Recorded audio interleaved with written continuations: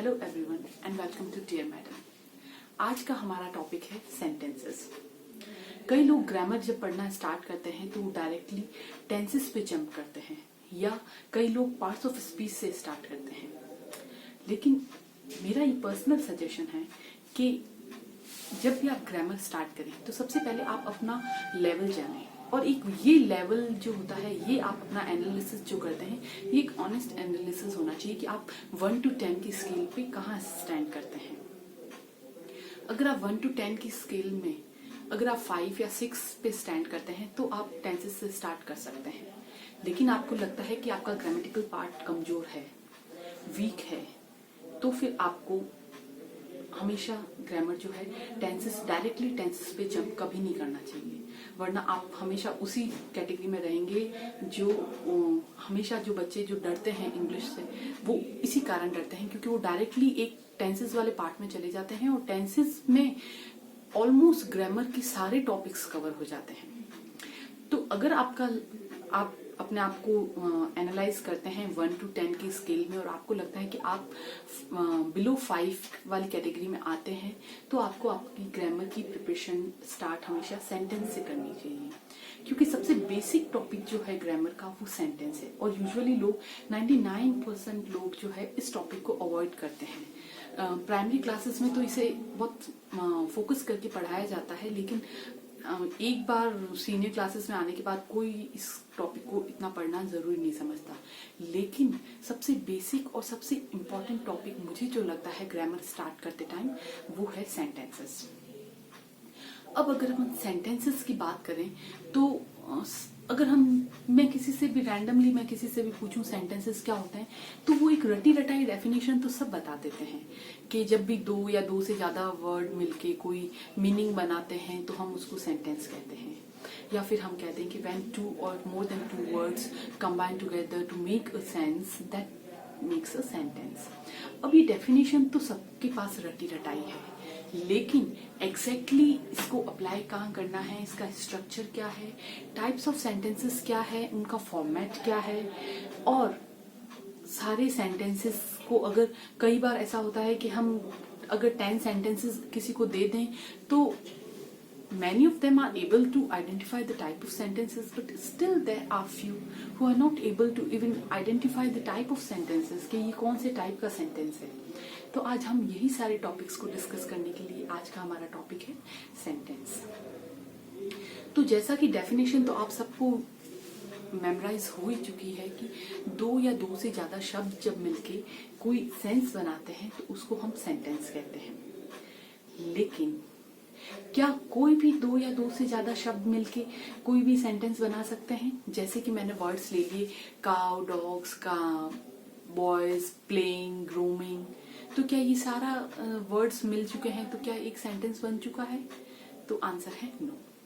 लेकिन वहीं अगर मैं कहूँ बर्ड्स फ्लाई तो क्या ये एक सेंटेंस बन चुका है? तो हाँ, ये एक सेंटेंस बन चुका है। इसका मतलब ये हुआ, इसका मतलब हम ये मान सकते हैं कि कोई भी रैंडमली कोई भी वर्ड्स आप अरेंज करके आप सेंटेंस नहीं बना सकते। तो फिर उनको अरेंज करने का क्या रूल होना चाहिए, क्या स्ट्रक्चर होना चाहिए? तो सेंटेंसेस को अरेंज करने का एक उन्होंने हमें फॉर्मूला दे रखा है कि आप जब भी सेंटेंस बनाएंगे तो आप अपने सेंटेंस के अंदर एक सब्जेक्ट लेंगे और एक आप अपने सेंटेंस के अंदर वर्ब लेंगे। जैसा कि हम जान चुके हैं कि सेंटेंस को फॉर्म करने के लिए हमारे पास एक स्ट्रक्चर होना चाहिए और ये स्ट्रक्चर ग्रामेरियंस हमें पहले ही दे चुके हैं। और ये स्ट्रक्चर हमें कहता है कि अगर आपके सेंटेंस के अंदर एक सब्जेक्ट है और एक वर्ब है तो आपका सेंटेंस कंप्लीट है। लेकिन क्या इसका मतलब यही समझा जाए कि एक सेंटेंस के अंदर सिर्फ एक सब्जेक्ट और एक वर्ब होना चाहिए? तो आंसर है नहीं। एक सेंटेंस के अंदर मिनिमम एक सब्जेक्ट और एक वर्ब होना चाहिए, लेकिन उससे ज्यादा अगर हो तो भी सेंटेंस में कोई इश्यू नहीं है, आपका सेंटेंस करेक्ट हो सकता है। लेकिन minimum 1 subject and 1 verb should be there in the sentence. आइए देखते हैं। जैसा कि मैंने आपको एग्जांपल बताया, birds, cows, dogs, roaming, playing, ये सारे वर्ड्स हैं लेकिन ये कोई सेंस नहीं बना रहे हैं। वहीं पे अगर मैंने कहा बर्ड्स फ्लाई तो ये अपना एक सेंटेंस सही था। तो हमें एक चीज ये पता चली डेफिनेशन से कि minimum words required for making the sentence correct is 2। क्या 2 से कम अगर वर्ड्स होते तो हमारा सेंटेंस करेक्ट होता? तो आंसर है नहीं, क्योंकि स्ट्रक्चर में ही हमें बता रखा है कि एक तो सब्जेक्ट होना चाहिए और एक वर्ब होना चाहिए। तो अगर मान लो खाली एक ही वर्ड लेते, हम वर्ड्स हटा देते तो खाली फ्लाई रहता जो कि सिर्फ एक वर्ब होता, तो वो हमारा सेंटेंस करेक्ट नहीं करता। तो मिनिमम 2 वर्ड्स चाहिए और मैक्सिमम कितने भी हो सकते हैं। अगला एग्जाम्पल देखिए, we played a cricket match last evening. हमने एक क्रिकेट मैच पिछली इवनिंग में खेला। तो अब इसमें ये पता चल गया कि मिनिमम तो 2 वर्ड्स चाहिए, लेकिन मैक्सिमम आप कितना भी लंबा सेंटेंस कर सकते हैं, लेकिन उसके अंदर एक सब्जेक्ट होना चाहिए और एक वर्ब होना चाहिए। अब देखते हैं सब्जेक्ट क्या होता है। सब्जेक्ट वो होता है जिसके बारे में बात की जाती है या जो एक्शन परफॉर्म करता है। A person or thing that is being talked about or the one who performs action is known as subject. जो कोई भी काम करता है या जिसके बारे में बात की जाती है, जिसे हम हिंदी में भी कहते हैं कर्ता जो होता है, उसको हम सब्जेक्ट मानते हैं। जैसे मैंने बोला बॉय प्लेज, लड़का खेल रहा है। बॉयज प्ले, लड़के खेल रहे हैं। आदि एंड अजीत स्टडीज, आदि और अजीत पढ़ाई कर रहे हैं। All the people in both of their families are good looking. सारे लोग दोनों फैमिली में बहुत ही गुड लुकिंग है। अब ये 4 एग्जाम्पल लेने का पर्पस ये था कि आपको एक पॉइंट क्लियर करवाना है, और वो ये है कि क्या सब्जेक्ट हमेशा एक सेंटेंस के अंदर क्या एक ही सब्जेक्ट होगा? तो उसका आंसर है नो। जैसे पहले में हमने देखा कि बॉय प्ले, तो कई लोग ऐसा मान सकते हैं कि एक सेंटेंस के अंदर एक ही सब्जेक्ट लिया जाएगा, जैसे कि खाली एक लड़का खेल रहा है तो वो सेंटेंस सही है। लेकिन वही मैंने अगर बोला कि बॉयज प्लेज, तो कई लड़के खेल रहे हैं, तो कई लोग ऐसा मान लेते हैं कि सिंगुलर से प्लूरल तो बना सकते हैं लेकिन ज्यादा नहीं। अब दूसरा पॉइंट जो है वो ये है कि क्या एक सेंटेंस के अंदर एक ही नाम या एक ही जना, उसी को हम सिंगुलर और प्लूरल बना रहे हैं, तो वो सब्जेक्ट है। लेकिन एक जने से ज्यादा क्या उसके अंदर सब्जेक्ट बन सकता है? तो बिल्कुल बन सकता है। जैसे आदि एंड अजीत दोनों क्या कर रहे हैं? पढ़ाई कर रहे हैं। तो इस सेंटेंस के अंदर सब्जेक्ट कौन है? आदि और अजीत दोनों हैं। ठीक है। अब दूसरा जो सवाल आता है सब्जेक्ट से रिलेटेड, क्या कोई भी सेंटेंस के अंदर जब भी सब्जेक्ट आएगा तो वो क्या हमेशा सिर्फ एक या 2 वर्ड्स में ही आएगा? तो इसका भी आंसर है नहीं। जैसे all the people in both of their families, तो यहाँ पे all the people in both of their families पूरा क्या है? सब्जेक्ट है। ठीक है। तो इससे आपके 2-3 क्वेश्चंस जो है सब्जेक्ट से रिलेटेड वो क्लियर हो गए हैं। वो कौन कौन से हैं? पहला कि सब्जेक्ट कभी भी एक हो ये नेसेसरी नहीं है, एक से ज्यादा भी हो सकते हैं। सब्जेक्ट जरूरी नहीं है एक का ही सिंगुलर और प्लूरल फॉर्म हो, वो एक से ज्यादा नाम भी हो सकते हैं। और सब्जेक्ट हमेशा एक या 2 वर्ड्स का ही होना चाहिए ये भी कोई जरूरी नहीं है। Subject a group of words का भी हो सकता है। उम्मीद करती हूँ सब्जेक्ट से रिलेटेड जो कंफ्यूजन होगा वो क्लियर हुआ होगा। अब देखिए, अब यूजुअली क्या होता है कि सब्जेक्ट जो होता है वो हमेशा सेंटेंस के स्टार्टिंग में आता है। जैसे हमने यहाँ पे भी देखा था बर्ड्स फ्लाई, तो सब्जेक्ट जो था ना बर्ड्स वो सेंटेंस के स्टार्टिंग में था। We played a cricket match, तो वी जो था वो सब्जेक्ट था और वो सेंटेंस के स्टार्टिंग में था। अगला है boy plays, Adi and Ajit studies, all the people in both of their family. इन सब में क्या हो रहा है? सब्जेक्ट जो है स्टार्टिंग में आ रहा है, लेकिन इन सब में क्या हो रहा है? सब्जेक्ट जो है स्टार्टिंग में आ रहा है, लेकिन क्या ये मान लेना सही होगा कि सब्जेक्ट हमेशा सेंटेंस के स्टार्टिंग में ही आता है? तो नहीं। अब इनके भी कुछ रूल्स होते हैं, 3 या 4 रूल हैं जिसमें ये बताया जाता है कि सब्जेक्ट हमेशा सेंटेंस के स्टार्टिंग में नहीं आता है। अब वो क्या रूल है आइए देखते हैं। पहला रूल हमें ये कहता है कि जब भी हम किसी के ऊपर एम्फेसिस देना चाहते हैं, किसी बात के ऊपर जोर देना चाहते हैं, तब हम ऑर्डर को ऑल्टर कर देते हैं। ऑर्डर को चेंज कर देते हैं। At the time for the sake of emphasis the order is altered. जैसे in that jungle lived a deer, उस जंगल में एक हिरन रहता था। इस बात को मैं ऐसे भी बोल सकती हूँ, डियर लिव्ड इन अ जंगल। अब मैं जब ऐसे बोल रही हूँ डियर लिव्ड इन अ जंगल, तब मेरा एम्फेसिस सारा किस पे जा रहा है, डियर पे। लेकिन क्योंकि मुझे एम्फेसिस देना था जंगल पे, in that jungle lived a deer, तो अभी मुझे एम्फेसिस देना था जंगल पे, इसलिए मैंने मेरे सेंटेंस के ऑर्डर को चेंज कर दिया है। लेकिन अगर मैं ऐसे बोलूं डियर लिव्ड इन अ जंगल, तो मेरा सेंटेंस सही है, हाँ मेरा सेंटेंस उसमें भी सही है। लेकिन आप बात करते वक्त किस चीज पे एम्फेसिस देना चाहते हैं, उस पे आपका सेंटेंस का जो सब्जेक्ट है आप ऑल्टर कर सकते हैं। एक और एग्जांपल देखिए, in the heart of the city lived a saint. एक सेंट जो था वो एकदम सिटी के हार्ट में रहता था, मतलब एकदम मिड ऑफ द सिटी रहता था। जो भी कोई भी सिटी का जो मिड ऑफ द सिटी का जो एरिया होता है उसको हम हार्ट ऑफ द सिटी बोलते हैं। जैसे अब हम चाहते तो इसको ऐसे भी बोल सकते थे कि a saint lived in the city, या a saint live in the heart of the city. लेकिन क्योंकि हमें यहाँ पे हार्ट ऑफ द सिटी पे फोकस करना था, एम्फेसाइज करना था, इसलिए हमने इस ऑर्डर को चेंज कर दिया। तो फर्स्ट पॉइंट तो आपकी चॉइस पे डिपेंड करता है कि आप किस पे आप अपना एम्फेसिस देना चाहते हैं, इसलिए आप अपना सेंटेंस का सब्जेक्ट का ऑर्डर ऑल्टर कर सकते हैं। लेकिन अब क्या हमेशा हम हमारी मर्जी के हिसाब से इस सब्जेक्ट को आगे पीछे कर सकते हैं? तो नहीं। कुछ रूल्स जो हैं जो कि इनएविटेबल हैं, जो कि जिनको कि हम चेंज नहीं कर सकते, जो कि फिक्स्ड हैं, वो है जब भी हम इम्पेरेटिव सेंटेंसेस की बात करेंगे, इम्पेरेटिव सेंटेंसेस की जब हम बात करेंगे तब हम सब्जेक्ट को मेंशन नहीं करेंगे, लेकिन इम्प्लाई जरूर करेंगे। अब इम्पेरेटिव सेंटेंसेस क्या होते हैं वो हम इसी में आगे जब टाइप्स ऑफ सेंटेंसेस पढ़ेंगे तब पढ़ेंगे। लेकिन अभी सिर्फ हम इतना जान लेते हैं कि जब भी हम इम्पेरेटिव सेंटेंसेस की बात करेंगे तब हम सब्जेक्ट को मेंशन नहीं कर रहे हैं, इम्प्लाई कर रहे हैं। जैसे open the door, now who will open the door?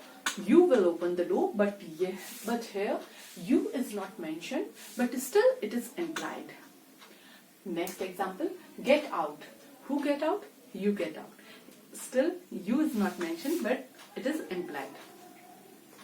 तो पहला आपका हो गया जब आप एम्फेसिस कर रहे हैं, दूसरा है जब आप इम्पेरेटिव सेंटेंसेस में सब्जेक्ट का इस्तेमाल कर रहे हैं, तीसरा है जब आप एक्सक्लेमेटरी सेंटेंसेस में जब आप सब्जेक्ट का इस्तेमाल कर रहे हैं तब भी आप सब्जेक्ट जो है वो पीछे रहेगा। How beautiful the flower is, तो फ्लावर क्या है? आपका सब्जेक्ट है। What a good girl Siya is, Siya क्या है? सब्जेक्ट है, और वो कहाँ पे है? At the end of the sentence. और लास्ट है हमारा in interrogative sentences, What is she doing?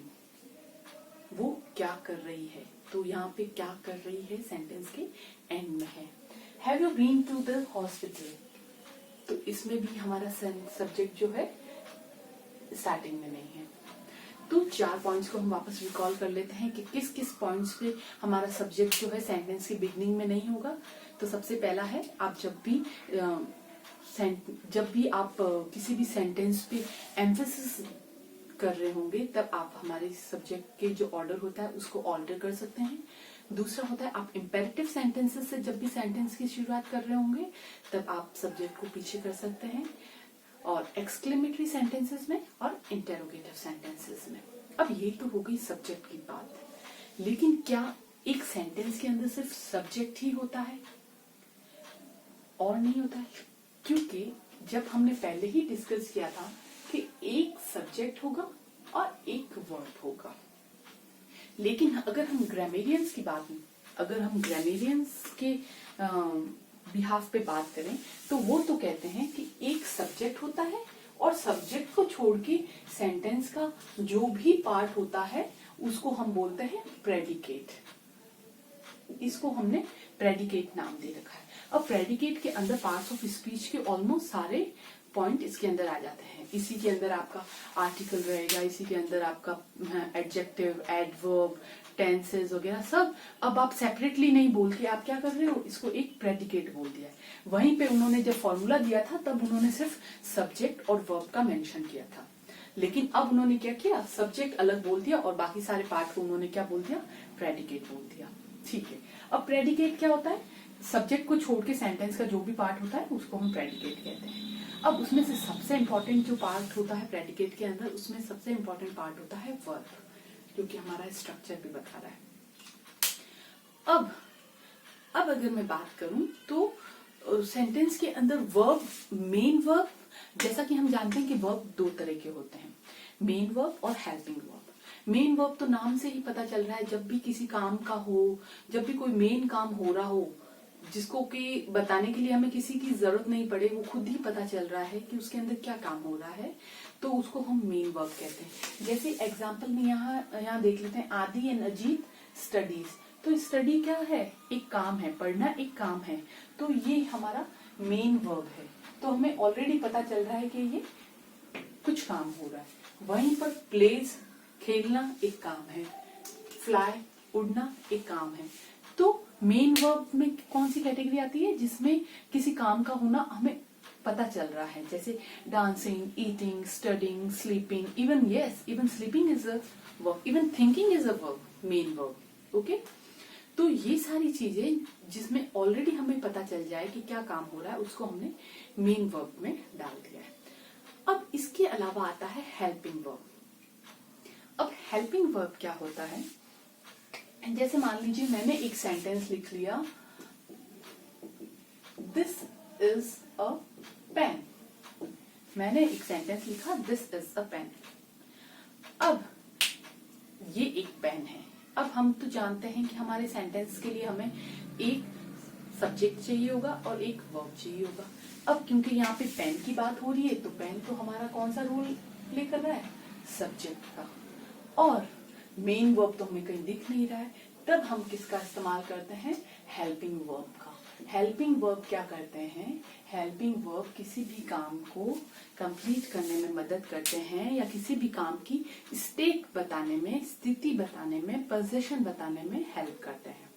Usually वैसे तो टोटल 23 टाइप्स के हेल्पिंग वर्ब्स होते हैं, बट जो मेन जो काम में आते हैं वो होते हैं। अब आता है हमारा हेल्पिंग वर्ब। हेल्पिंग वर्ब क्या काम करता है, तो इसके लिए हमने कुछ पॉइंट्स लिखे हैं। हेल्पिंग वर्ब हमारे मेन वर्ब को मीनिंग ऐड करता है। अब मीनिंग ऐड करने से क्या मतलब है, मीनिंग ऐड करने से ये मतलब है कि हेल्पिंग वर्ब हमें ये भी बताएगा कि जो भी मेन वर्ब हो रहा है वो कब हो रहा है, किस तरीके से हो रहा है, एक्सेट्रा। कुछ भी मीनिंग वो मेन वर्ब को ऐड कर सकता है। उसके अलावा हेल्पिंग वर्ब हमें एक्सप्रेस करता है tense, which is the most important role of helping verb.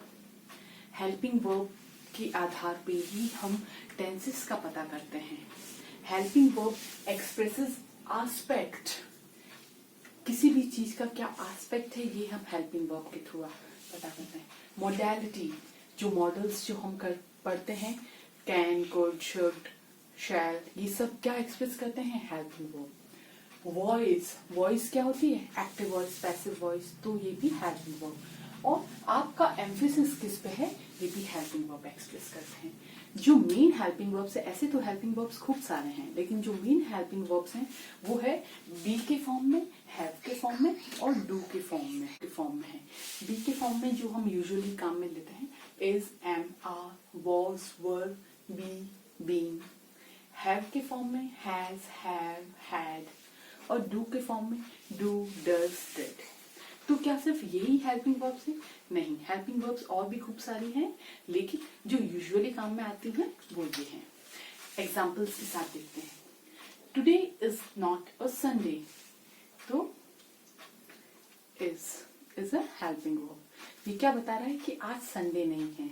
अब इसमें आप देखेंगे तो आपको पता चलेगा कि इसके अंदर क्या नहीं है, इसके अंदर आपका मेन वर्ब नहीं है, और सेंटेंस को पूरा किसने संभाल रखा है, हेल्पिंग वर्ब ने संभाल रखा है। दूसरा है हमारा what a beauty she is. ठीक है, अब इज आपका क्या बता रहा है यहाँ पे, इज आपका एस्पेक्ट भी बता रहा है, टाइम भी बता रहा है। जैसे कि what a beauty she is, कितनी सुंदर वो है, लेकिन इसकी जगह ही अगर मैं लिखती what a beauty she was थी, तो ये भी आपका क्या बताता है, टेंस बताता है। तो वो हमने देखा कि शी इज की जगह पे अगर शी वॉज आता तो पूरा सेंटेंस ही मीनिंग चेंज कर सकता था। जैसे कि वो क्या गजब की सुंदरता उसके पास थी, या क्या गजब की सुंदरता उसके पास है। तो अब आपको पता चल रहा होगा कि हेल्पिंग वर्ब के ऊपर भी सेंटेंस कितना डिपेंडेंट रहता है। We can meet after 11 PM। अब इसके अंदर क्योंकि मेन वर्ब भी है और मेन वर्ब को ये क्या ऐड कर रहा है, मीनिंग ऐड कर रहा है मेन वर्ब की। अब मीट तो मिलना है, लेकिन क्योंकि कैन लगा है तो मिल सकते हैं, तो ये एक पॉसिबिलिटी ऐड कर रहा है इसके अंदर। और लास्ट है हमारा what did happen to your car, आपकी कार को क्या हुआ। तो did is also a to do form of helping verb. तो ये तो थे हमारा वर्ब का सारा स्ट्रक्चर, मेन वर्ब और हेल्पिंग वर्ब। अब आते हैं हमारे टाइप्स ऑफ सेंटेंसेस। अब अगर हम टाइप्स ऑफ सेंटेंसेस की बात करें तो बेसिकली तो 4 टाइप्स के सेंटेंसेस होते हैं, लेकिन कई बुक्स में 5 टाइप्स भी डिफाइंड हैं। अब क्या 4 टाइप्स है, क्या 5 टाइप्स हैं, एक बार उनको नाम से अपन जान लेते हैं। पहला है आपका डिक्लेरेटिव सेंटेंसेस, फिर आते हैं इंटेरोगेटिव सेंटेंसेस, फिर आते हैं इंपेरेटिव सेंटेंसेस, और लास्ट में आते हैं एक्सक्लेमेटरी सेंटेंसेस। अब टाइप्स ऑफ सेंटेंसेस में हमारा फर्स्ट टाइप है डिक्लेरेटिव सेंटेंसेस। इन्हीं को हम असर्टिव सेंटेंसेस भी कहते हैं। इसके अंदर ही 2 टाइप्स और होती हैं, जिसको हम अफर्मेटिव सेंटेंसेस और नेगेटिव सेंटेंसेस कहते हैं। डिक्लेरेटिव सेंटेंसेस जैसा कि नाम से ही पता चल रहा है कि इसके अंदर डिक्लेरेशंस बनाई जाती है, यानी कि सिंपल कोई सी भी बात बताई जाती है। इसके अंदर कोई क्वेश्चन नहीं पूछा जाता, इसके अंदर कोई तरह का कोई इमोशन नहीं एक्सप्रेस किया जाता है। जैसे अगर मैं बोलूं आई गो टू टेम्पल, मैं मंदिर जाती हूँ, तो इसके अंदर कोई भी आपसे कोई सवाल नहीं पूछा जा रहा है, या कोई भी आपको कोई ऑर्डर नहीं दिया जा रहा, कोई कमांड नहीं दिया जा रहा, आप कोई सॉरो एक्सप्रेस नहीं कर रहे हैं, आप कुछ भी एक्सप्रेस नहीं कर रहे हैं, आप सिर्फ एक डिक्लेरेशन कर रहे हैं। अब जब भी आप ये डिक्लेरेशन पॉजिटिव वे में करेंगे तो हम उसे अफर्मेटिव सेंटेंस कहेंगे। पॉजिटिव वे से मतलब है, जैसे मैंने बोला आई गो टू टेम्पल, तो इसके अंदर एक ये पॉजिटिव सेंटेंस ही है, तो ये आपका अफर्मेटिव सेंटेंस आ गया। वैसे ही एक और एग्जांपल है टुडे इज संडे, आज संडे है, तो ये भी डिक्लेरेटिव सेंटेंसेस की कैटेगरी का ही है। अब नेगेटिव सेंटेंसेस की जब हम बात करते हैं तो नेगेटिव सेंटेंसेस भी सेम होते हैं, बस उनके अंदर no, not, never, none, no one, इन सब वर्ड्स का इस्तेमाल किया जाता है। जैसे अगर प्रीवियस एग्जांपल्स को ही मैं बोलूं टुडे इज नॉट संडे, तो ये आपका नेगेटिव सेंटेंस बन जाता है। I am not going to temple, तो ये आपका नेगेटिव सेंटेंस बन जाता है। या he is never interested in studies, वो स्टडीज में कभी इंटरेस्टेड नहीं रहता, तो ये आपका नेगेटिव सेंटेंस है। वहीं पर none of the boys was selected, कोई भी लड़का सेलेक्ट नहीं हुआ, तो ये भी आपका एक नेगेटिव सेंटेंस। नेगेटिव सेंटेंस के अंदर सिर्फ आपको ये नो से रिलेटेड वर्ड्स इसके अंदर मिलेंगे। अब अगली टाइप जो है वो अपनी मोस्ट इंपॉर्टेंट टाइप है, और वो है इंटेरोगेटिव सेंटेंसेस। और जो सबसे ज्यादा जो कंफ्यूजन्स होती हैं वो इंटेरोगेटिव सेंटेंसेस को आइडेंटिफाई करना एक बड़ा टास्क नहीं है, लेकिन इंटेरोगेटिव सेंटेंसेस का जो स्ट्रक्चर होता है वो सबसे ज्यादा कंफ्यूजिंग होता है। क्यों? क्योंकि इंटेरोगेटिव सेंटेंसेस के 3 तरह के स्ट्रक्चर होते हैं। एक जो WH फैमिली के साथ स्टार्ट होता है, एक जो हेल्पिंग वर्ब के साथ स्टार्ट होता है, और एक जो क्वेश्चन टैग्स के साथ स्टार्ट होता है। सबसे मेन जो है इंटेरोगेटिव सेंटेंसेस में वो इनके स्ट्रक्चर ही होते हैं। आइए देखते हैं सबसे पहले WH फैमिली से जो स्टार्ट होते हैं उनका स्ट्रक्चर क्या है। WH फैमिली का मतलब वही है WH वर्ड्स। जब भी व्हाट, व्हाई, व्हेन, वेयर, इनसे अगर आपका सेंटेंस स्टार्ट होता है तब आपको WH वर्ड सबसे पहले लिखना है, फिर एक हेल्पिंग वर्ब आएगा, फिर सब्जेक्ट आएगा, फिर वर्ब आएगा, और उसके बाद आप सेंटेंस को जितना भी लंबा करना चाहें कर सकते हैं, चाहे ऑब्जेक्ट लिखें, चाहे एडजेक्टिव लिखें, चाहे एडवर्ब लिखें, कुछ भी, और ये सेंटेंस हमेशा एक क्वेश्चन मार्क के साथ एंड होगा। मतलब मिनिमम ये रिक्वायरमेंट तो है ही है एक इंटेरोगेटिव सेंटेंस बनाने के लिए। एग्जाम्पल के साथ देखते हैं, What are you doing? तो what क्या है, मेरा एक WH वर्ड है, are मेरा एक हेल्पिंग वर्ब है, you मेरा एक सब्जेक्ट है, और doing जो कि एक वर्ब है, और इन सब के बाद में एक क्वेश्चन मार्क। तो ये अपना WH वर्ड का सेंटेंस है जो कि इस स्ट्रक्चर पे बना हुआ है। अगला है हेल्पिंग वर्ब्स। जब अपना सेंटेंस हेल्पिंग वर्ब्स के साथ स्टार्ट होता है तब सबसे पहले हेल्पिंग वर्ब आता है, फिर सब्जेक्ट आता है, फिर वर्ब आता है, फिर ऑब्जेक्ट, फिर सो ऑन, आप जितना भी ले जाना चाहे, और लास्ट में क्वेश्चन मार्क। जैसे is the train running late, तो सेंटेंस कहां से स्टार्ट हुआ है आपका, इज से। इज क्या है, एक हेल्पिंग वर्ब है, फिर आ रहा है ट्रेन। ट्रेन क्या है, ट्रेन आपका एक सब्जेक्ट है, रनिंग वर्ब है, और लेट एंड सो ऑन आप जितना चाहें आप ले जा सकते हैं। अगला है आपका क्वेश्चन टैग्स का, ये भी एक बहुत इंपॉर्टेंट है। क्यों, आइए देखते हैं। सबसे पहले ये सेंटेंसेस स्टार्ट होते हैं सब्जेक्ट के साथ, फिर वर्ब, फिर ऑब्जेक्ट, और इसके बाद आता है कॉमा।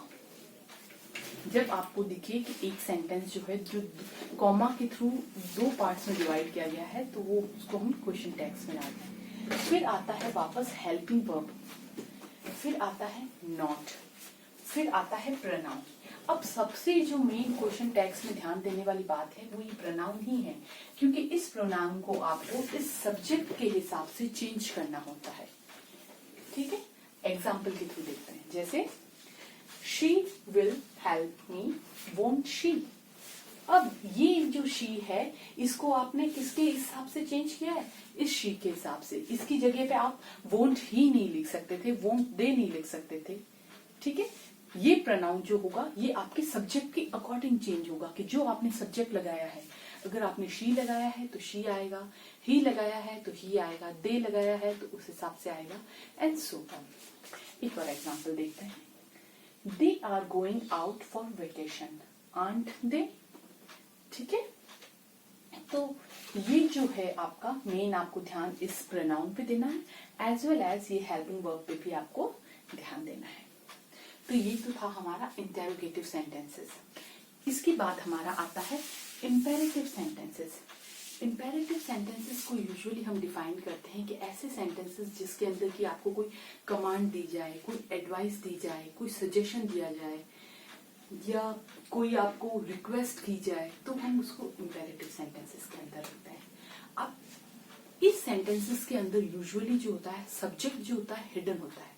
अब मैंने जब वर्ड यूज किया है यूजुअली, तो इससे मेरा क्या मतलब है, 99% चांसेस तो रहते हैं कि आपका सब्जेक्ट जो है वो हिडन रहता है, लेकिन still there is a format in which we use subject in imperative sentences. अब देखते हैं कैसे।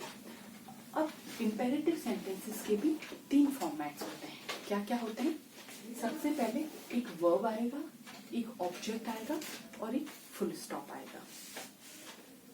फिर आता है आपका सेंटेंस काइंडली और प्लीज से भी स्टार्ट हो सकता है, वर्ब भी आ सकता है, ऑब्जेक्ट भी आ सकता है, और फुल स्टॉप भी आ सकता है।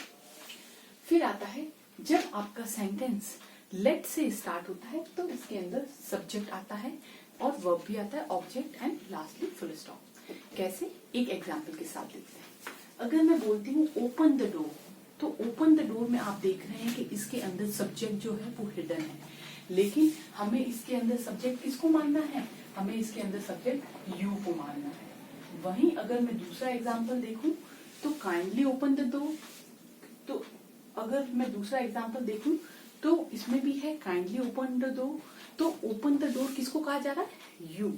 मतलब इंपेरेटिव सेंटेंसेस के अंदर जो हिडन सब्जेक्ट होगा वो यू होगा। लेकिन वहीं अगर मैंने मेरा एग्जाम्पल, अगर मैंने मेरा सेंटेंस जो है लेट से स्टार्ट किया है, तो इसके अंदर यू आए ये कोई नेसेसरी नहीं है, इसके अंदर हम कोई भी सब्जेक्ट ले सकते हैं। जैसे let me open the door, या let you solve this example, या एक्सेट्रा कुछ भी। तो मतलब इंपेरेटिव सेंटेंसेस के अंदर जब आप अपना सेंटेंस लेट से स्टार्ट करते हैं तब इसके अंदर सब्जेक्ट आ सकता है, लेकिन बाकी सब में ये सब्जेक्ट हिडन होता है और वो हिडन यू होता है। ठीक है। लास्ट है हमारा एक्सक्लेमेटरी सेंटेंसेस। एक्सक्लेमेटरी सेंटेंसेस के अंदर हम अपनी सडन इमोशंस एक्सप्रेस करते हैं। सडन इमोशंस से क्या मतलब है? सडन इमोशंस हैं सॉरो के, सरप्राइज के, हैप्पीनेस के, एटसेट्रा। अब इसका फॉर्मेट क्या होता है? इसका फॉर्मेट होता है इंटरजेक्शन और WH वर्ड, उसके बाद एक एक्सक्लेमेशन मार्क आता है, फिर सब्जेक्ट आता है, फिर वर्ब आता है और ऑब्जेक्ट आता है। या इंटरजेक्शन, वर्ड, सब्जेक्ट, वर्ब और ऑब्जेक्ट तो आता ही है, लेकिन एक्सक्लेमेशन मार्क लास्ट में आता है। तो अब ये इंटरजेक्शन क्या होता है? इंटरजेक्शन कुछ भी नहीं होता है। जैसे हम अगर हिंदी में हम बात करें तो हमें खूब सारे ऐसे वर्ड्स मिल जाते हैं, जैसे हुर्रे, शाबाश, ये तो बहुत अच्छा काम हो, अरे वाह। लेकिन जब हम इंग्लिश में बात करें तो होते तो खूब सारे वर्ड्स हैं इंग्लिश में भी, लेकिन हमारे माइंड में बहुत कम वर्ड्स आते हैं। जैसे रेपिटेटिव वर्ड्स हैं, जैसे ब्रेवो, अलास, हुर्रे, एटसेट्रा। तो ये जो वर्ड्स हैं इन्हीं को हमने इंटरजेक्शन कह रखा है। और इसके अलावा WH वर्ड का भी इस्तेमाल कर सकते हैं, और यूजुअली इसमें जो WH वर्ड काम में आता है वो है व्हाट। एग्जाम्पल के साथ देखते हैं। How beautiful the fountain is. तो यहाँ पे हमने क्या वर्ड यूज किया है? हाउ, और एक्सक्लेमेशन मार्क जो है सबसे लास्ट में लगा है। वहीं पर oh I have spilled the milk on the floor, मैंने फ्लोर पे मिल्क गिरा दिया। तो मैंने सॉरो के लिए कौन सा वर्ड यूज किया है? ओ, और मैंने एक्सक्लेमेशन मार्क यहाँ इस्तेमाल किया है। इन सब के अलावा कोई बुक्स के अंदर एक फिफ्थ कैटेगरी जो है वो भी मेंशन्ड है, और वो फिफ्थ कैटेगरी किसकी है? वो फिफ्थ कैटेगरी है ऑप्टेटिव सेंटेंसेस की। ऑप्टेटिव सेंटेंसेस के अंदर आप ब्लेसिंग्स और कर्स एक्सप्रेस करते हैं। जैसे हम बोलते हैं may God bless you, may you live long, go to hell. ये सारे वर्ड्स हम ऑप्टेटिव सेंटेंसेस के अंदर एक्सप्रेस करते हैं। तो टाइप्स ऑफ सेंटेंसेस को एक बार वापस देख लेते हैं। Declarative sentences, interrogative sentences, exclamatory sentences and imperative sentences. तो ये था हमारा सेंटेंसेस का टॉपिक। आई होप कि सेंटेंसेस आपको इजीली समझ में आए होंगे। अब आपके लिए एक होमवर्क ये है कि आज आपको 10 सेंटेंसेस कोई भी रैंडमली लेने हैं और उसको सिर्फ आइडेंटिफाई करना है कि ये कौन सी कैटेगरी को बिलोंग करता है इन 4 में से। आपको ये वीडियो कैसा लगा कमेंट बॉक्स में बताइए, और देखते रहिए डियर मैडम।